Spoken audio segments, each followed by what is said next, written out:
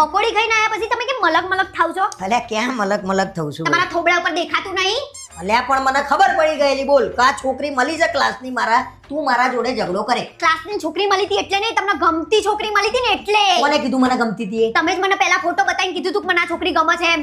હા તો એ વખતે ગમતી હશે, હવે તો નહીં ગમતી ને. હવે હવે કોને કીધું ગમે છે? હવે ગમતી હોય તો કોને ખબર? પણ હવે ના ગમે, મેં તારા જોડે લગન કર્યા, હવે તું મને ગમું છું એ નથી ગમતી. હા તો હું તમને ગમું છું તો એના જોડે કેમ હસીને વાત કરતા હતા? અલ્યા એ મારા જોડે હસીને વાત કરે તો મારે એના જોડે હસીને વાત ના કરવી પડે? એ જ ને, એ તમારા જોડે કેમ હસીને વાત કરતી હતી, મારા જોડે એવી રીતે વાત કરતી જાણે મેં એનો ઘરવાળો ના લઈ લીધો હોય. અલ્યા બિચારી પરણેલી નહીં, એને ના ખબર હોય કેવી રીતે વાત કરવી. બિચારી એ તો પરણેલી નહીં, તમને પરણા વગર ના કરશે. અને પાછી શું કે કરણ તું તો બહુ મોટો થઈ ગયો, તું નહીં થઈ ગઈ ટ્રેક્ટર જેવી. પણ તારા પકોડી ખાવાનું ધ્યાન રાખવાનું તું કે અમાર બેની વાતોમાં. હા તો તમારે બે પકોડી ખાવાનું ધ્યાન રખાય ને, એકબીજામાં શું લેવા? ભાઈ અમે સ્કૂલમાં જોડે ભણતા હતા તો સ્કૂલની વાતો કરતા હતા. સ્કૂલમાં તો આખી દુનિયામાંથી બે જણા એકલા ના પડતા હોય, એવી રીતે વાતો કરતા હતા.